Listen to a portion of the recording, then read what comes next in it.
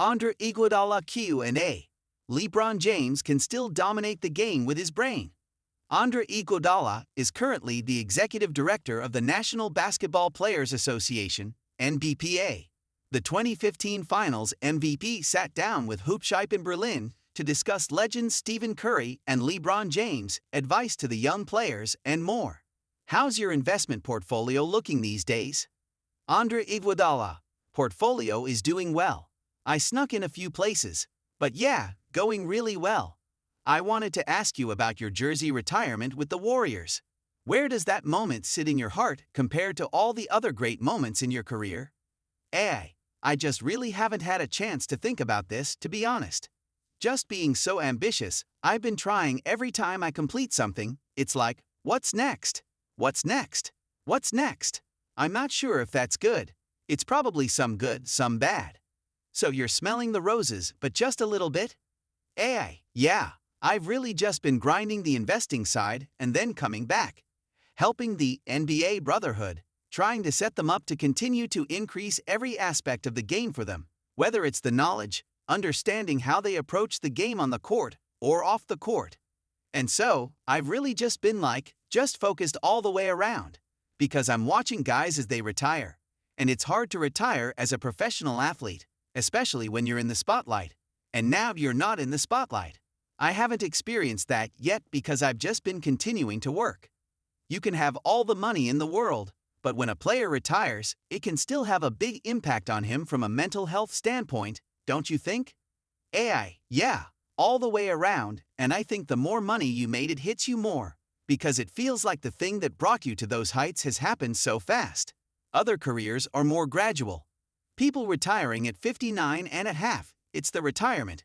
Your 401k starts kicking in, and you can kind of go into the sunset. Here it's like 32. You're a kid. It's like there was no plan B, there was no plan C. It was only one plan A, and that's why I made it. But then you realize how it can be a curse. It's a gift and a curse because you only have one plan to just put your brain in that place to even think you're crazy enough that you can do it, and then you do it. But then it's gone so fast, and then you're like, now what do I do? What I've learned is that all those skill sets can translate to other things, but we haven't set it up so we can have that understanding that what we're equipped with can translate to anything.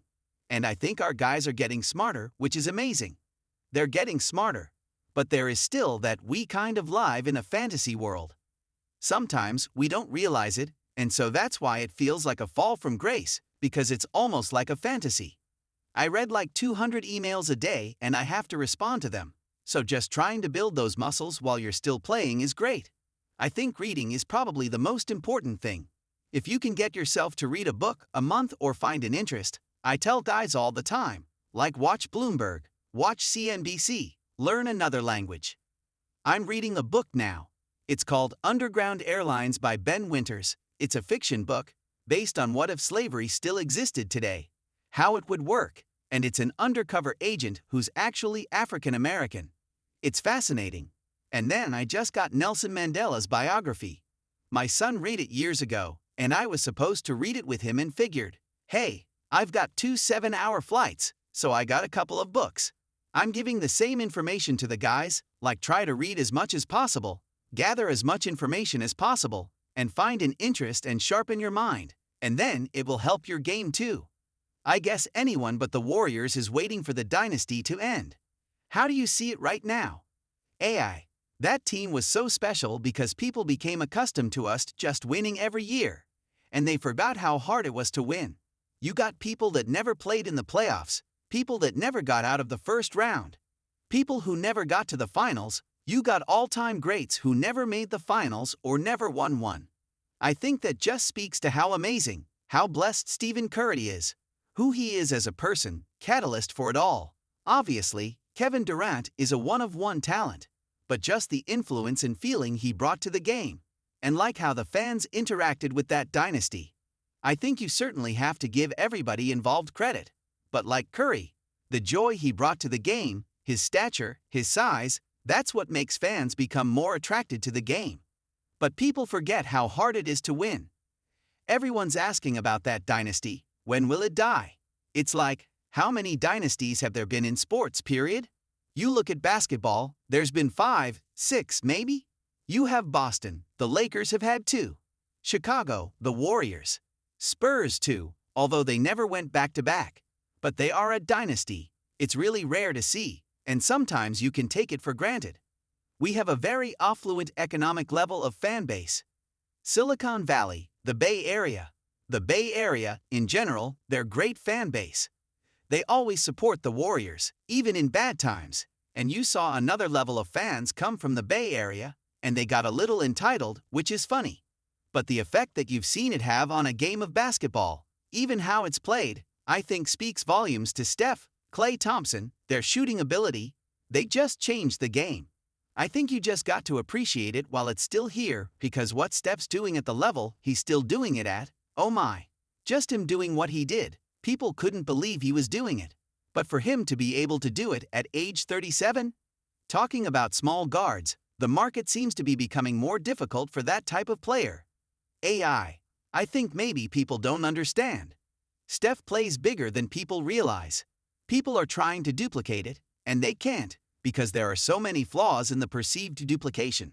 Steph's like 6'4", and he's super strong, he's in the weight room, and he's not as bad a defender as people think.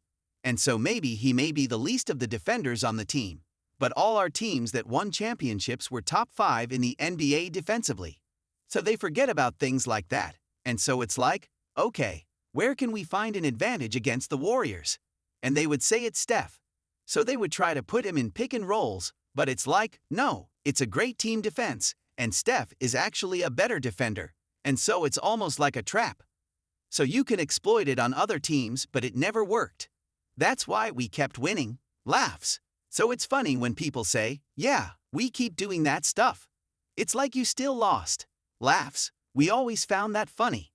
J.G. Redick said, that's the nature of envy when he talked about the LeBron James haters criticizing his current defensive level. What's your take? I just think he's so great that they have to talk about him, and you know how it can get. Where it's like when someone is playing for so long, the narrative has to go every which way as long as he's the narrative.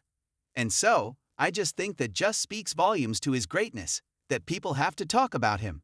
It could be positive, it could be negative, but he's gonna drive basketball conversations because of his greatness, and he's carried the torch for so long. We've only seen 2 people carry the torch for this long, him and Kareem Abdul-Jabbar. They're the only 2 players you've seen carry the torch for 2 decades. LeBron can still dominate the game with his brain. And his body hasn't slowed down the way you normally do. It's just because of how much work he puts into his body and how he takes care of his body.